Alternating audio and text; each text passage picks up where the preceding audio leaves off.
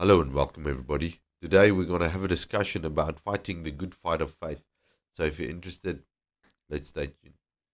Okay, so excuse my voice. It's a bit challenging, but we'll work through it.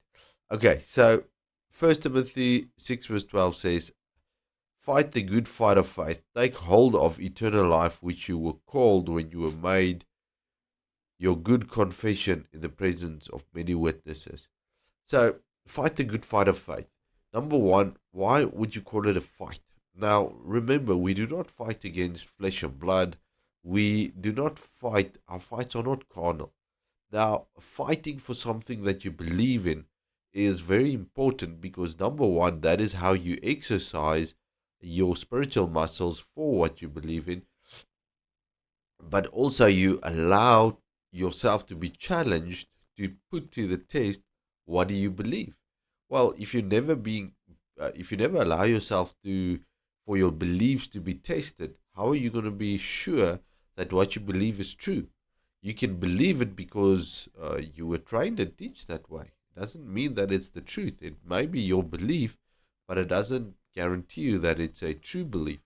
So when you come into a spiritual fight where your beliefs are challenged, it is not a nice thing.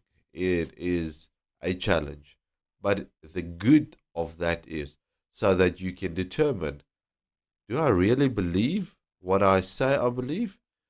Is there fruit to show that my beliefs is actually true and accurate? And a lot of times you will see if you put different religions to the test, there are many flaws. Now, in Christianity, people will say there's many flaws. For instance, I know some of the translations speak about a unicorn.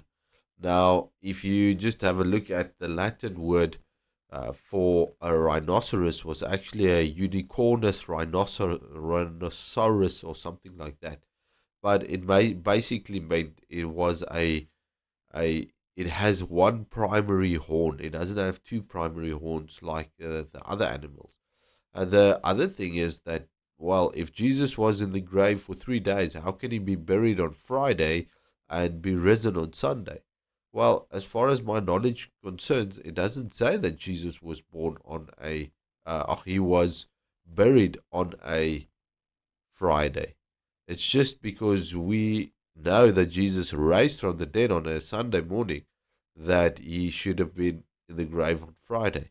That's why we call it Good Friday. But if you actually go and make a study, I think Jesus was crucified the Wednesday afternoon. Um, and they had Sabbath and Sabbath of Sabbath. So it doesn't mean that a Sabbath was always on a Saturday. So, yes, your understanding may be different. There may be problems in translation, but there may also be problems in your belief system.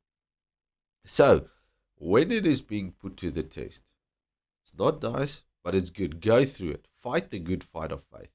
Lay hold of eternal life. Now, for me, a good example of laying hold of eternal life is everything that produces life in your thought process. That's where it's going to start, in your thought process, where you think everlasting life. Everlasting life starts, well, I'm part of everlasting life. I'm not, my spirit is not going to die. It's going to carry on forever and ever with the Lord. So many times we believe things and we're not sure why. But fight the good fight of faith. Hold on and prove what you believe that it's actually true. And a lot of times you'll discover a higher truth. It doesn't mean what you believed is a lie, it just means that there's something of a truth that is higher than what you already believe. So, fight the good fight of faith. Keep on going on, pushing through, because you will make it. You will get to the end. Father, I pray that we will fight the good fight of faith, that we will lay hold of eternal life, that our thought process will not be of the carnal things and things that produces death, but that it will produce life. I thank you for giving us faith and giving us life.